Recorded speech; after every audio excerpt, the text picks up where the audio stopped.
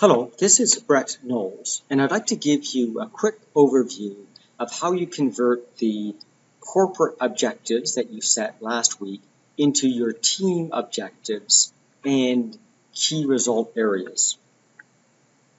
So just to remind you of the hierarchy, overall we have a strategic goal, and that's something that describes what Libra should be achieving in the next 1 to 5 years. To achieve that, there's a series of things we need to do. We call those things objectives. And a typical objective will run from just 1 quarter to, let's say, 5 quarters. And as you know, in the My Objectives world, we call each quarter a game. So an objective could span 1 to 5 games. Now, within the objective, there's specific things we need to do each quarter.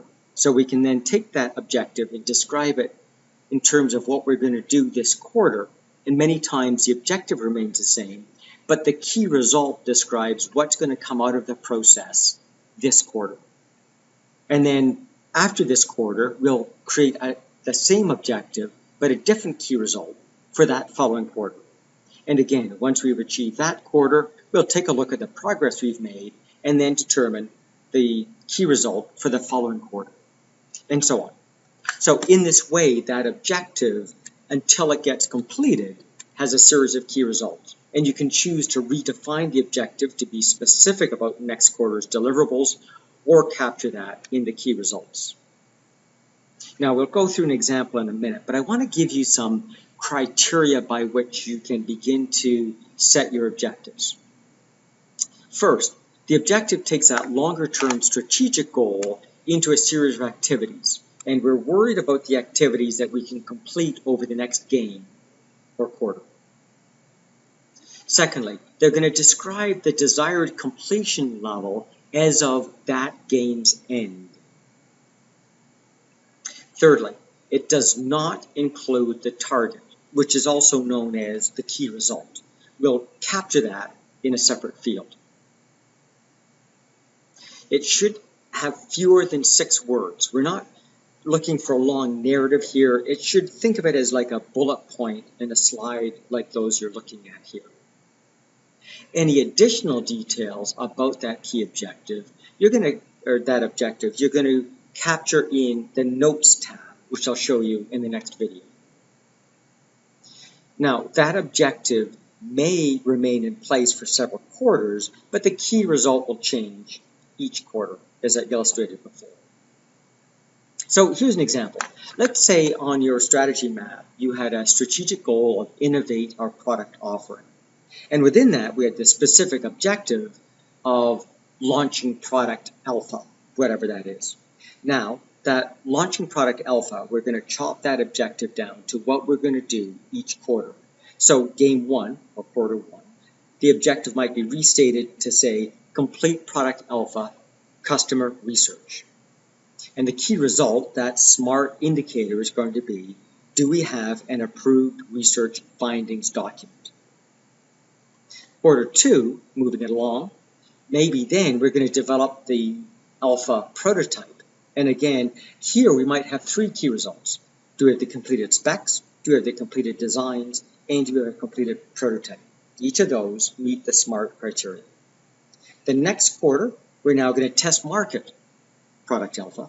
And the key result, of course, is going to be an approved market research findings. And then finally, Q4, guess what? We get to launch the product. Then we've got several key results. We need to make sure the marketing materials are available, that sales, support, and field staff are trained in product alpha, that we've got the full productions established, and we've begun the actual campaign of launching the product. So we've taken that strategic goal and broken it down to objectives by quarter, and then the key results by quarter. A couple of words about quantity. It's easy to have too many objectives. So the guideline is this. Your team in total should have no more than 7 objectives. Now, those objectives, each one should have no more than 3 key results per objective. So in the most complicated world, you might have 21 things you're going to report once a week with the red, yellow, green. But I'd like it to be less than, say, 15. And Consider adding in one additional stretch goal. Now, that's an option. Now, pay attention. You may also, we're going to eventually be attributing this down to the individual level. We want no more than 7 objectives for an individual, right? 7 objectives for a team, and a team is made up of individuals, but no individual has more than 7.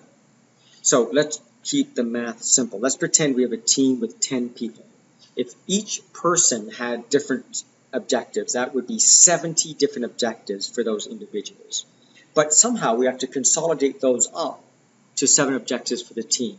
In other words, there's some objectives that you work on as an individual that don't escalate up to the team level.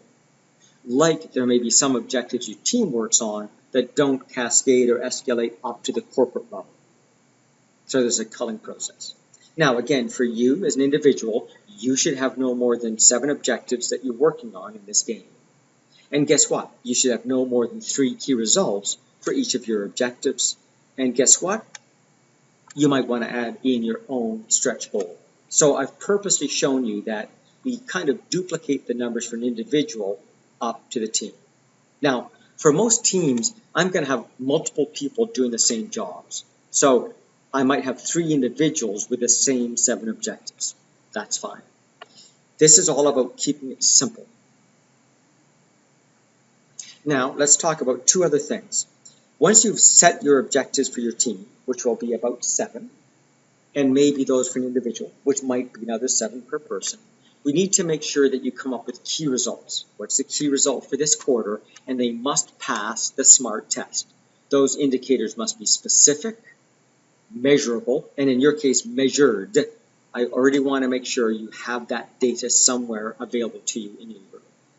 Make sure those targets are both achievable and realistic. And finally, time-bound, linked to this quarter. So that's about the key results. Now, we'd also like to make sure we know, at minimum, some of the accountability around your core activities. What does accountability look like? Well, for any activity you do, another acronym called RAPID. For any process or project, we should know who's the reporter, apprentice, the job performer, who has input, and who decides. Let's talk about those. The reporter, they're the ones that report out to the organization about how we're performing. Think of a newspaper reporter. They don't work at Libra, but they should know enough about the software business they can do an informed analysis. You might not know all the processes associated with something you're a reporter for, but you can call up the right people. An apprentice. I believe everyone in the organization should have someone who is learning what you do. Now, the overall owner, decider of this process is at the bottom of this list, the decider. So the apprentice supports that person. Performer. These are the people that actually do that activity day in, day out. So I might have, say, a customer support function. These are the people that answer the phone calls. If you want to change the process, someone has input. Who do you need to seek their input on so that you don't change a process in a way that disables another process? And then finally, who's the owner? Who decides for the overall process what gets done, timing, quality levels, and so forth. So over the next couple of weeks, we want you to take those objectives that you set last period and cascade them down to your team. Within your team, I'd like you to understand, if you know this accountability, set next quarter's specific objective, and within that, what is the key result for next quarter? Now, you might want to think about the other quarters, but the assignment for May 11th is getting this quarter detailed out and key results. Hopefully that has been useful to you as you begin your project. If you have any questions, feel free to challenge Carrie and Regina with those questions. Thank you for your time.